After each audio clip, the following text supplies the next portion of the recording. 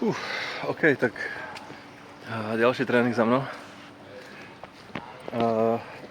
Dneska to bol zmiešaný vrecek, takové zmiešaný mech. Bolo nás tam možno tak 60/40, 60% ľudí, čo v podstate boli začiatočníci. A teraz ja už sa v podstate počítam medzi mierne pokročilých.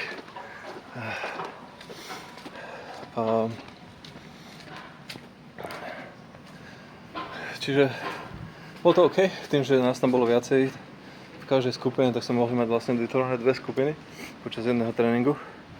A tí začiatočníci teda robili začiatočnícke veci a mierne pokročilejší alebo mierne pokročili.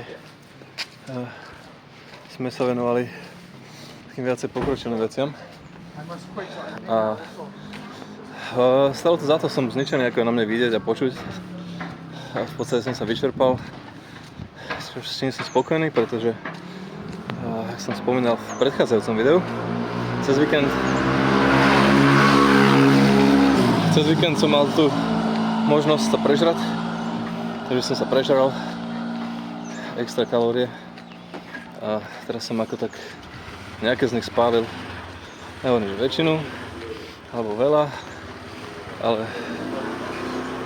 som sa vyčerpal. Takže to stálo za to. A čo sa týka nejakého kalorického deficitu a celkovo stravy a diety, tak v podstate držím sa stále toho, že vlastne ráno si dávam len proteín z kávu. A to sú v podstate moje raňajky. A potom si dám obed, ale zatiaľ vlastne stále sú to raňajky, to je vlastne chleba, sandwich s peanut butter sandwich, a to si dám s proteínom, čo mi pripomenulo, že si musím kúpiť proteín teraz cez to. A potom obed mám niekedy okolo 4:00-5:00,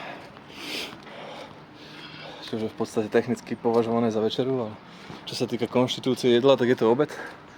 A potom po tej 5:00-6:00 už v podstate nič nejedávam. A keď náhodou by sa stalo, že som hladný, si dám nejaký proteín, alebo si dám nejaký ten šumivý multivitamín, alebo multiminerál, alebo B12 vitamín, alebo niečo také proste brutálne nízkokalorické, čo človek len dá pocit, že niečo zjedol, aby ako tak oklamal ten hlad. A zatiaľ to funguje, v podstate naposledy som spomínal, že som schudol nejaké 3 kg, akože samozrejme ten výsledok je smiešný. Keď sa človek teda pozrie na to, že má 100 kg, 110 kg, či koľko, 105 kg a mám v podstate obeznú nadváhu v tabuľkách, ale tak mám svaly, čiže svaly sú ťažšie než tuk a tým pádom toho tuku, nie je to akože 100% tuk, no proste mám veľa ťažkých svalov a je to na mne samozrejme vidieť, mám proste veľké svaly, bicepsy, nohy, ale mám aj veľký pupok, čo znamená, že mám z najväčšej pravdepodobnosti aj visceral fat, že mám tuk okolo orgánov a s tým v podstate musím niečo spraviť. Čiže 2 kg, 3 kg sa nie je nejaký veľký úspech. Čo tam je také zaujímavejšie, je skôr to, že keď som sa meral, ako som spomínal, jedno z mojich predchádzajúcich videí som skúpil meter, pretože v mojom prípade, keď človek naberá svaly a chce chudnúť, tak je proste jasné, že tá váha nebude dobrým meritkom, v podstate nebude to odrážať realitu situácie, alebo tú prebiehajúcu zmenu, alebo tú priebežnú zmenu. Takže,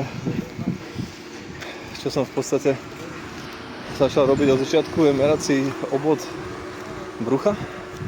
A teraz som naposledy, keď som si ho meral, to bolo pred týmto víkendom, ktorý sme strávili obžerstvom, jak som spomínal, tak v podstate zaučil som asi nejaké video z toho, aby ste vedeli, o čom hovorím, v akých reštauráciách sme boli tentokrát.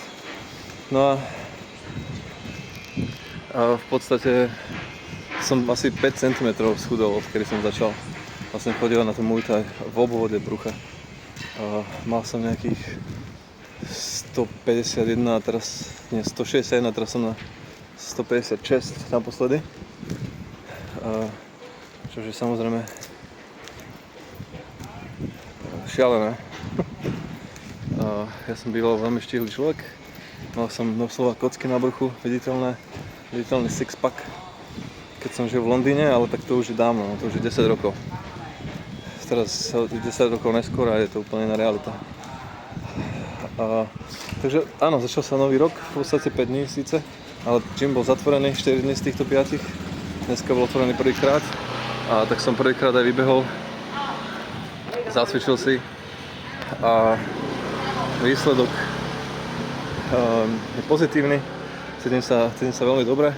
V podstate mal som viacej energie, než som potreboval. Jediný problém je s tým prehrievaním, keď človek je v Thajsku, je tu horúco a v podstate jedna z tých najväčších víziev pre ľudí, čo majú obezitu, nadváhu, čo majú proste väčšie tukové zásoby, obzvlášť v časti žalúdka, brucha a orgánov, tak proste človek sa veľmi rýchlo prehrie. Ja sa prehrejem tak markantne, že proste normálne cítim, keby som horel, doslova. Celé telo. Musím sa prestať hýbať, aby som neodpadol, alebo aby som proste neumrel. To je doslova taký pocit, že človek sa zamýšľa nad serióznosťou situácie, proste taký nával horúčavy, ja neviem, či to je niečo podobné, keď ženy majú menopauzu, ale pokiaľ je, tak to mi vás nami je ľúto, odporúčam vám Dong Quai pomáha, taktiež Evening Primrose Oil alebo Black Cohosh, všetko anglické názvy, vyhľadajte si to, pokiaľ máte problémy s návalmi horúčavy kvôli menopauze, čo vám určite pomôže. Každopádne mne jediné, čo pomôže, keďže to nie je hormonálne, ale je to proste čisto izolácia, problém s izoláciou. Mám príliš veľa izolácie a prehrievajú sa mi orgány. A takto tu vyzerajú. Takto vyzerajú káble v Thajsku. Proste visí okolo vás 300 káblov elektriky. A nikomu to neprekáže.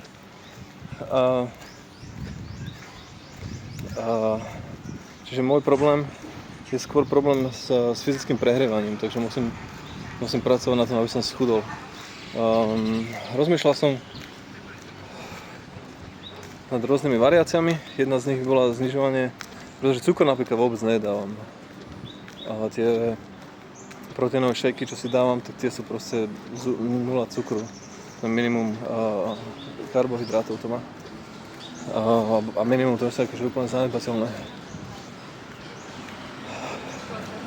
Čiže čo sa týka cukrov, tak tie vynechávam úplne. A potom jediné, čo tam vlastne ostáva, je možno nejaké zavodňovanie, ktoré môže byť. S tým v podstate sa snažím pracovať, napríklad tá káva vie pomôcť so zavodňovaním. A potom čisto tuk, proste zrýchliť spaľovanie tukov. Na to sa snažím používať veci typu napríklad tie Raspberry Ketones. Neužívam nejak veľa výživových doplnkov na spaľovanie tukov, pretože v podstate keď sa človek dostane do určitej kalorického deficitu, tak tie tuky sa proste rozpustia sami. Na to podľa mňa netreba žiadne extra výživové doplnky, ale keď zistím, že sa mi proste vôbec nemení situácia, hlavne teda ohľadne toho obvodu pásu, tak budem asi musieť zvážiť niečo, užívanie nejakých výživových doplnkov. Dobre, ja som dorazil, takže končím. Ozvem sa neskôr. Zajtra nie do posilovne, ale popozajtra. Zajtra do posilovne, popozajtra na Muay Thai opäť.